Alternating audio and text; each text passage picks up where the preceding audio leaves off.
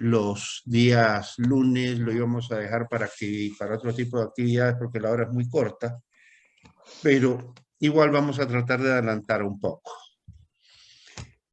Cuando hablamos de historia de la economía, ya habíamos estado conversando sobre lo que era la economía, lo que era el objetivo de la economía y cómo ese objetivo a lo largo de la historia se había estado observando. Antes de la Edad Media, la historia de la economía no es tan interesante, aunque sí es bastante prolija, porque siempre en el mundo ha habido una suerte de bipolaridad en los sistemas económicos. Esto es algo que no muchos economistas reconocen.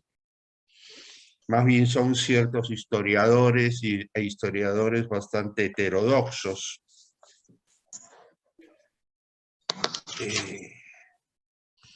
Pero sí es un principio que de alguna manera es importante observar.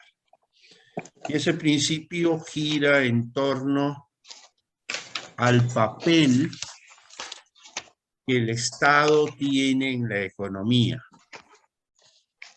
al papel que dentro de la economía el Estado juega desde ese momento en el cual el Estado aparece.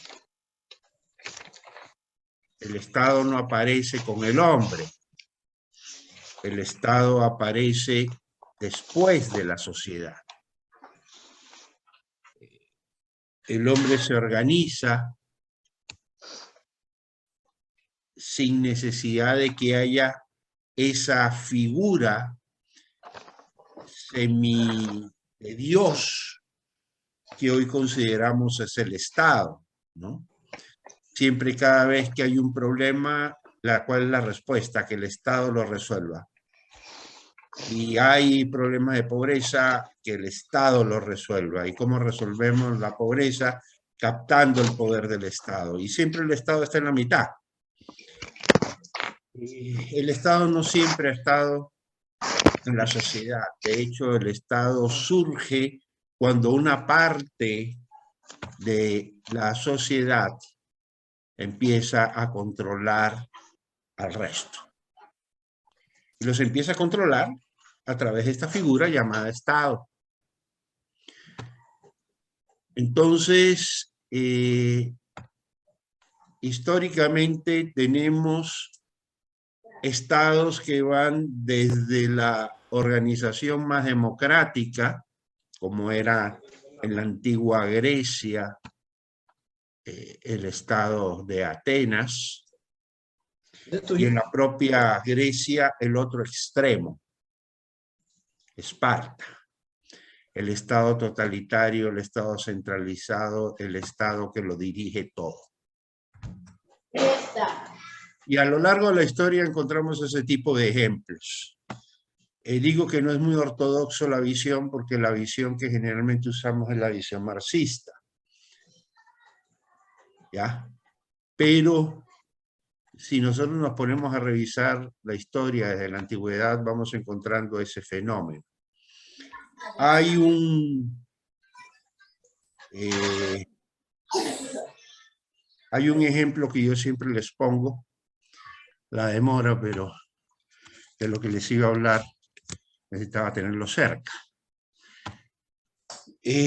A lo largo de toda la historia, ya les digo, las sociedades han tenido distintas formas de organizarse.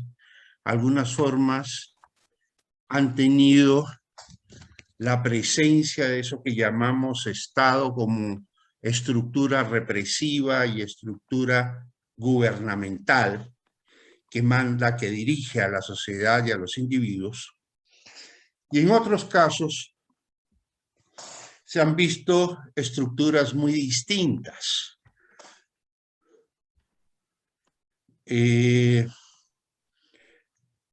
Hay un ejemplo que yo siempre uso, y por favor, por el ejemplo que les voy a dar, no vayan a considerar esto algo que está fuera de la materia, porque no lo está.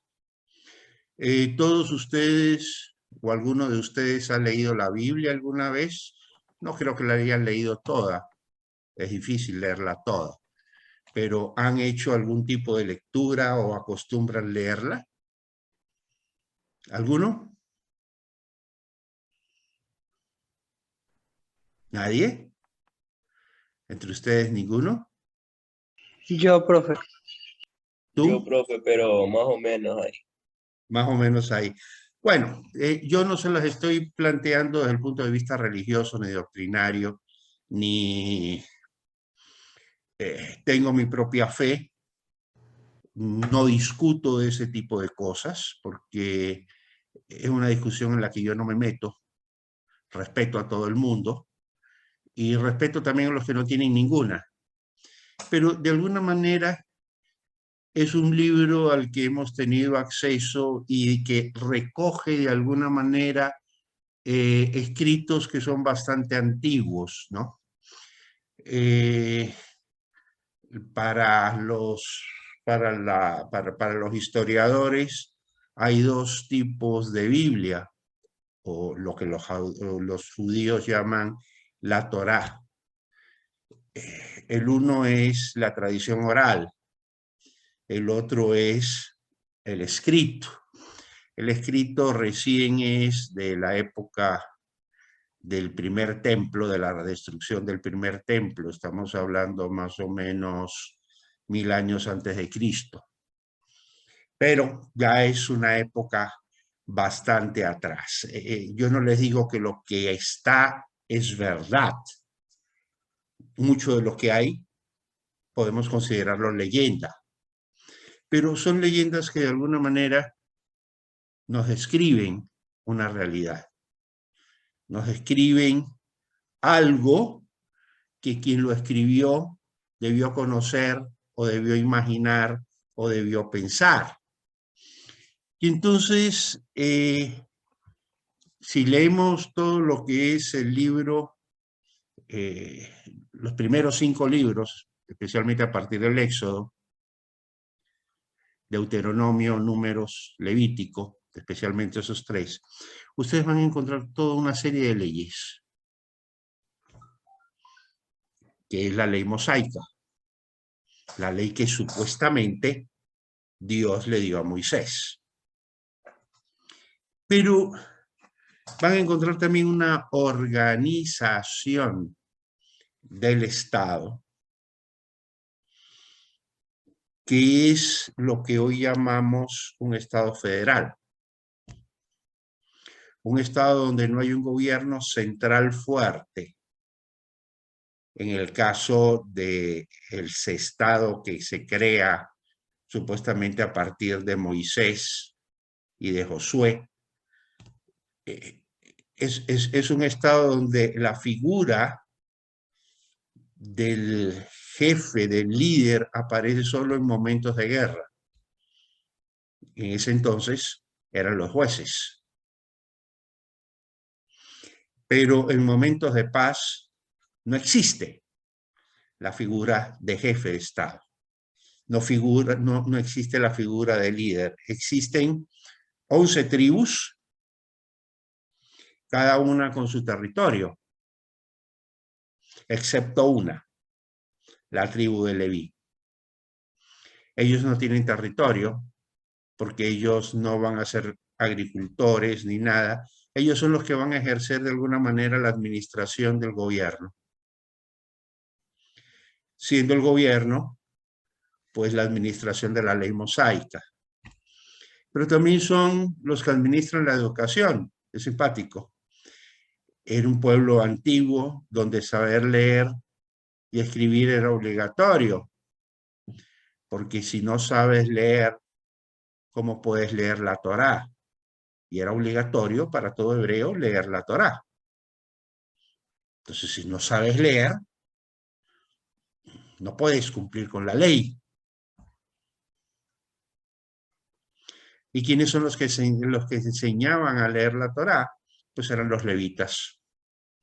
Pero también eran los médicos, eran el Ministerio de Salud Pública, eran los que veían los problemas de piel, los que veían problemas orgánicos, y había una sola enfermedad, o sea, todas las enfermedades se reducían a algo que se llamaba simplemente inmundo. Estás inmundo. Estás inmundo significa estás enfermo. Y esa persona se la aislaba. Nace la cuarentena. Y entonces, pasado el tiempo, regresaba la persona inmunda donde el levita para que certificara que ya había superado su enfermedad y ya podía reingresar o reintegrarse a la comunidad. Ahora, estas 11 comunidades tributaban el 10% de sus ingresos, lo que se llamaba el diezmo. ¿Para qué era ese 10%? Para mantener a la tribu de los levitas que no tenían tierra, pero que se encargaban del bienestar de todos. Una suerte de administración pública con su propio financiamiento. Claro, entonces ustedes leen el diezmo y entonces viene la pelea, que si el diezmo está, que si el diezmo no está, que si es justo, que si es injusto. No, no, no, es un impuesto. Y era un impuesto a los que producían para mantener a los que no producían, pero que servían a la comunidad. Con salud, con educación, con justicia.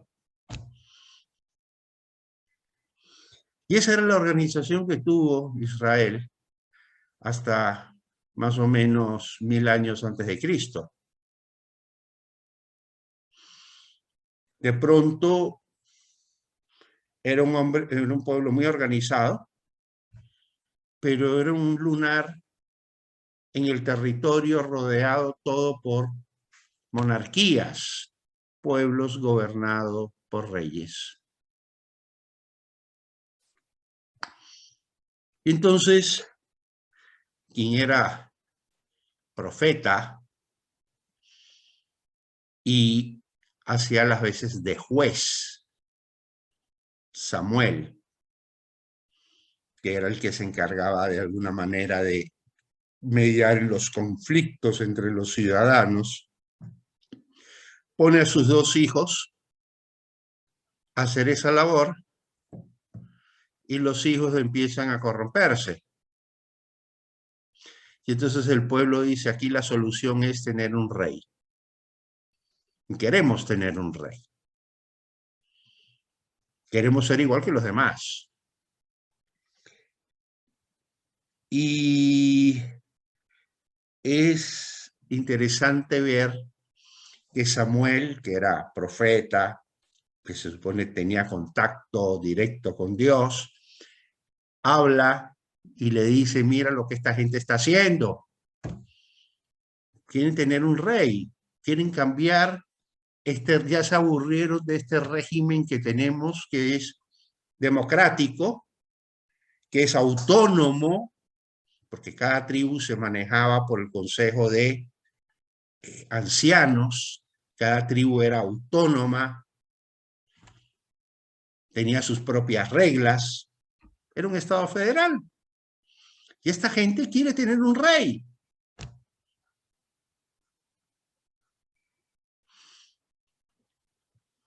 ¿Qué le dice, supuestamente, nuevamente, Dios a Samuel? Le dice, oye la voz del pueblo. Les voy a leer. Para los que le interesa, estoy leyendo del capítulo 8 del primer libro de Samuel, el versículo 7 en adelante. Escuchen, porque es algo bien interesante. Y le dijo el Señor a Samuel, oye la voz del pueblo en todo lo que te digan. Imagínense, Samuel. Oye, esta gente se está rebelando y dice, escúchalos. Escúchalos. Porque no te han desechado a ti, sino a mí me han desechado, que no reine sobre ellos. conforme a todas las obras que han hecho hasta el día que los saqué de Egipto hasta hoy, dejándome a mí y sirviendo a dioses ajenos, así hacen también contigo. Hace referencia a ese momento en que todo ese pueblo abandona la esclavitud. Ahora pues, oye su voz, mas protesta solemnemente contra ellos y muéstrales cómo les tratará el rey que reinará sobre ellos. Y aquí hay algo que es muy simpático, porque nos podríamos identificar perfectamente con lo que ocurre o con lo que ha ocurrido a lo largo de la historia. Generalmente con estos regímenes que son centralistas, donde hay un líder, donde hay un dirigente que es el que maneja todo. Así hará el rey que reinará sobre vosotros, tomará vuestros hijos y los pondrá en sus carros, en su gente de a caballo para que corran delante de su carro. Nombrará para sí jefes de miles y jefes de centenas. Los pondrá a sí mismo a que aren sus campos y seguen sus mieses y a que hagan armas de guerra y los pertrechos de sus carros. Tomará también de vuestras hijas para que sean perfumadoras, cocineras y amasadoras. Asimismo tomará lo mejor de vuestras tierras, de vuestras viñas, de vuestros olivares, y los dará a sus siervos. Diezmará vuestro grano y vuestras viñas para dar a sus oficiales y a sus siervos. ¿De qué está hablando? Empezará a quitarte lo que tú produces para dárselo ¿a quién? A los que sirven al Estado.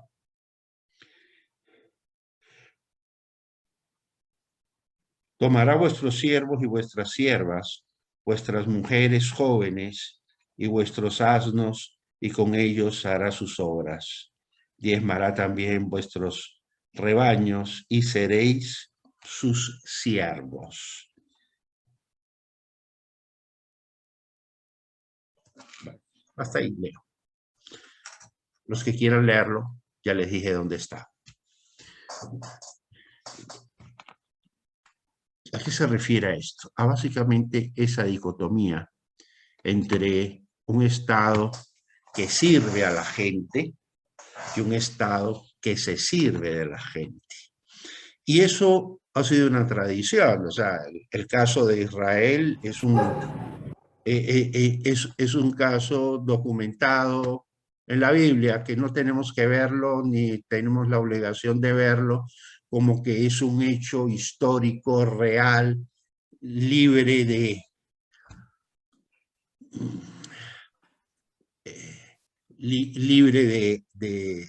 fantasías que podría tenerlo. Hay un hecho real. Es un pueblo que se gobernaba a sí mismo, pero que quiso tener un rey. Ese mismo pueblo que Moisés, el personaje que sea, lo dirige hacia afuera de la esclavitud, fuera de Egipto, donde eran esclavos, pero que vivían pidiendo regresar a Egipto y seguían pidiendo ser esclavos. Y la razón es muy simple: el que se acostumbra a ser esclavo difícilmente puede ser libre.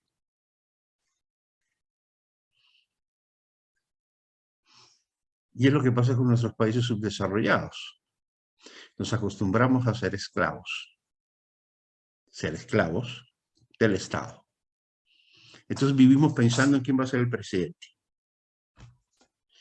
Y ponemos toda nuestra fe en elegir a alguien y todas nuestras fuerzas en tumbarlo después. Porque lo elegimos para que resuelva nuestros problemas. Lo elegimos para que alivie nuestra pobreza.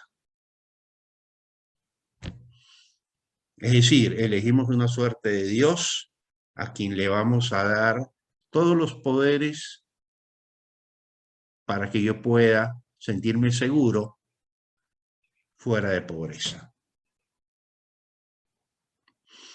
Y esa es la mentalidad propia del esclavo. El esclavo trabaja para el amo. El amo le da de vestir, el amo le da de comer, el amo le da donde descansar. Y hay algunos que se acostumbran a eso. Y no aspiran a nada más. Y eso es uno de los frutos de la esclavitud, precisamente. El ser humano pierde sus ambiciones. El ser humano pierde su deseo de progreso. No, con lo que tengo me basta, con eso vivo. Luzmila, tú querías preguntar algo. Porque levantaste la manito. Bueno. Sí, dime. No. Ah, porque te vi tu manito ahí arriba y yo dije, no, pues ahí está. Entonces, en el mismo caso de Israel hay algo que narra el libro de Éxodo, se llama Éxodo precisamente. ¿Qué significa Éxodo? El Éxodo significa el moverse, el salir, el emigrar. Y se habla de que ellos emigran durante 40 años, pero emigran durante 40 años sobre un desierto de Sinaí. Y para donde iban no necesitaban 40 años para llegar. Era cuestión de una semana y ya estaban donde deberían de haber llegado. Pero nunca entran en la tierra de Canaán. Se quedan 40 años en el desierto.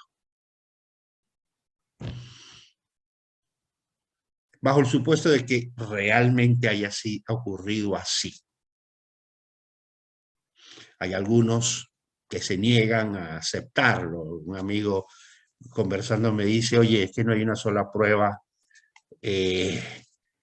de orden arqueológico, no se encuentra una sola alpargata donde cientos de miles de personas estuvieron caminando durante 40 años. Bueno, ok, chévere. Pero supongamos que sea una leyenda, supongamos que sea un mito. Ese mito se inspira en algo. ¿Qué piensan ustedes? ¿Por qué emigran y vagan durante 40 años en un desierto y no llegan a donde tenían que haber llegado? ¿Alguno se imagina por qué ocurrió eso?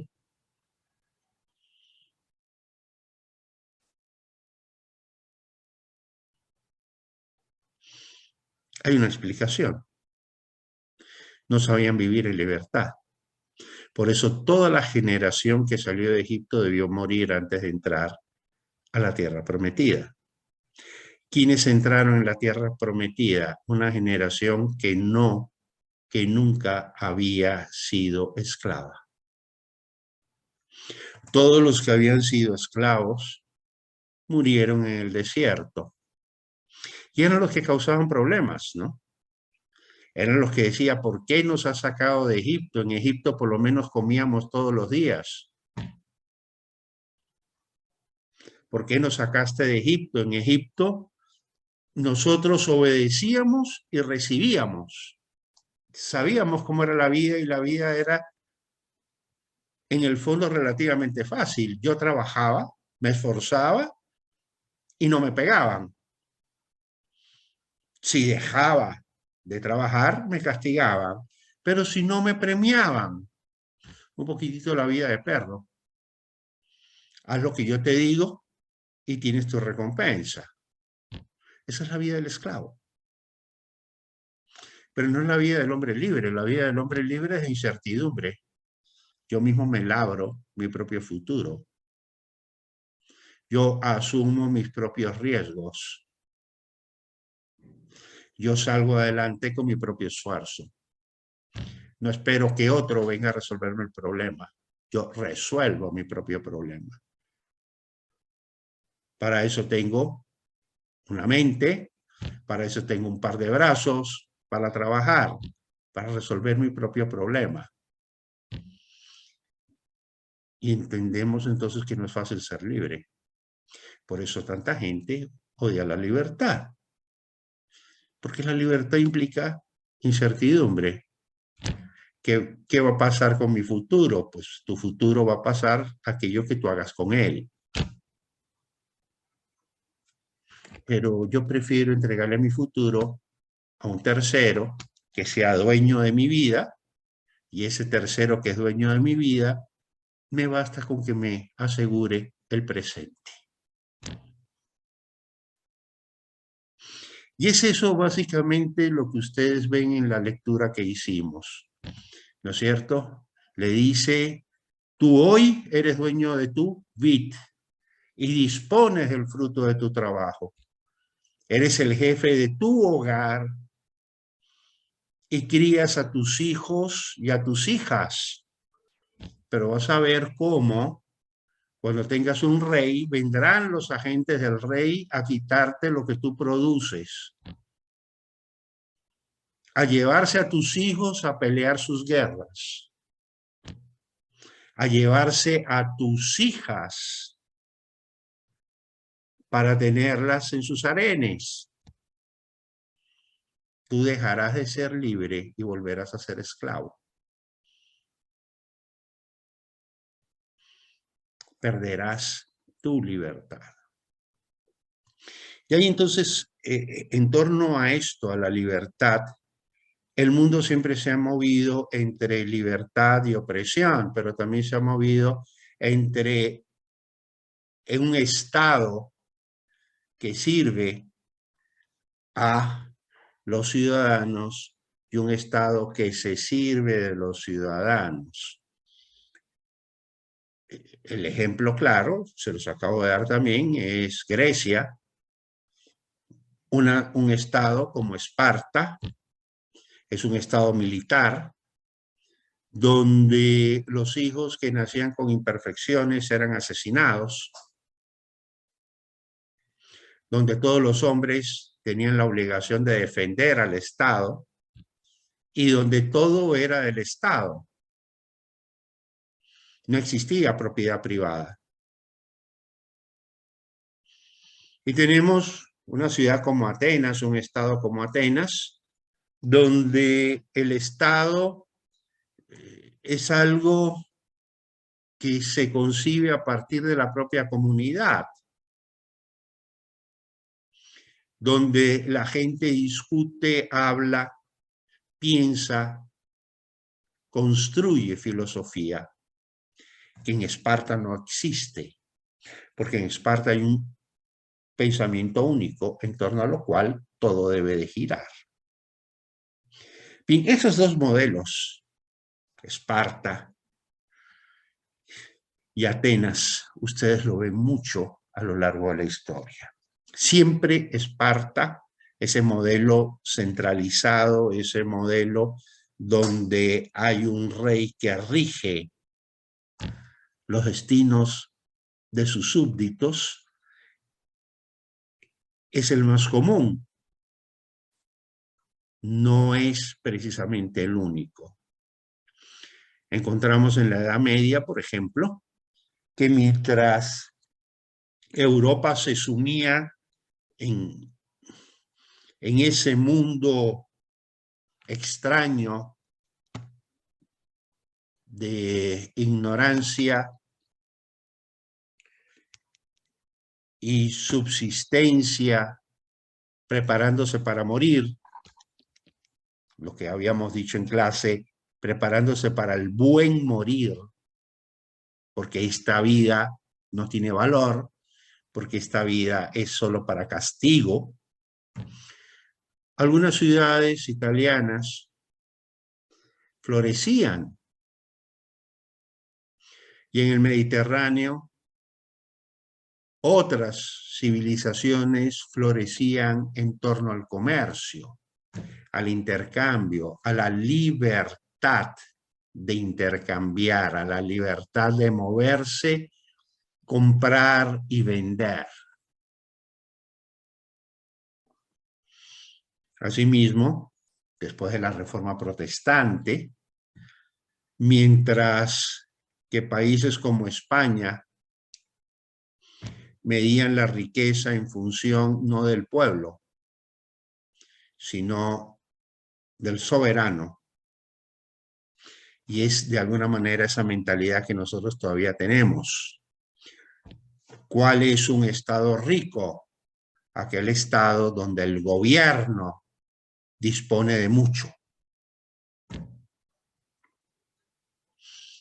En esa época, hablamos de la Edad Media, la Edad Antigua, un estado rico era aquel cuyo soberano era muy rico y por lo tanto tenía dinero suficiente para financiar ejércitos, para financiar buques, para financiar expediciones, para financiar conquistas. Y la gente, bueno, no hay problema que se muera de hambre, porque finalmente han llegado a este mundo para sufrir, han llegado a este mundo para purgar el pecado original, y su verdadero destino no es este mundo, su verdadero destino está en el más allá, al cual solo podrán llegar en función del sufrimiento que se vive en este mundo. Entonces, los primeros pueblos que rompen ese esquema, precisamente bajo el protestantismo, son los que comienzan a tener mayor progreso. Y ahí tenemos Holanda, por ejemplo, los Países Bajos. Países Bajos que de alguna manera estuvieron bajo el gobierno del rey de España.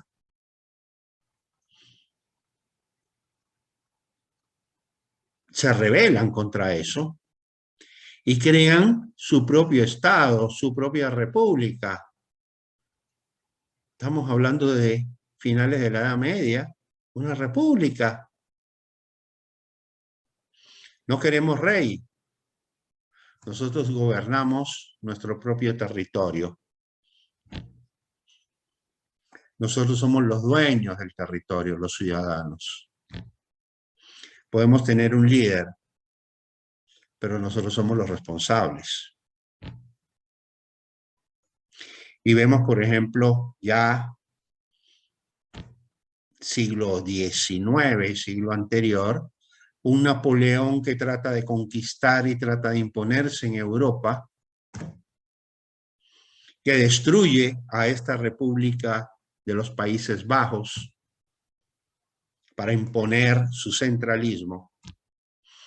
Y una Suiza que lucha contra Napoleón y vence a Napoleón. A quien Napoleón quiso imponerle un sistema que destruía su democracia. Y democracia no la defino en términos de gobierno, la defino en términos de vida, de organización de la vida civil. Suiza se organizaba por cantones, hoy se sigue organizando por cantones, que son soberanos. Es decir, no hay un gobierno central que les pueda imponer nada que la Constitución no determine. Hay ciertas competencias que son del gobierno central, mínimas, y todas las competencias están en cada cantón. Que el cantón por Constitución es soberano.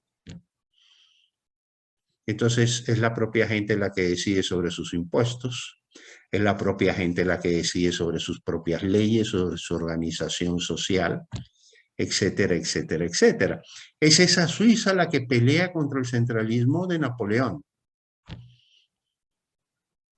Es esa Suiza la que sobrevive a la invasión napoleónica. Y es esa Suiza que hoy es considerada como uno de los países más desarrollados del mundo. Y a no dudarlo, el más civilizado del mundo. Un país donde desde las guerras napoleónicas jamás ha conocido otra guerra. Bueno, chicos, se nos acabó el tiempo. Nos vemos el día viernes. Les voy a subir algunos videos que quiero que vean hasta el viernes. Y el viernes quiero que los discutamos. Que tengan un lindo día. Se nos acabó la sesión. Cuídense mucho. Juan Carlos, creo que aquí te vas a dormir porque cargas todavía la colcha arriba tuyo. Sí. Ah, no, no es la colcha. Buenos días, economista. Sí, sí es una colcha, pero es que me muero de frío donde me encuentro. No lo tomes como bullying. A mí me gusta bromearles. ¿Ok? Y ustedes también pueden hacerme todas las bromas que quieran. Los quiero mucho. Somos amigos y espero que en un ambiente de democracia podamos aprender mucho mejor que bajo una dictadura. Odio la dictadura. Cuídense, los quiero. Un abrazo enorme.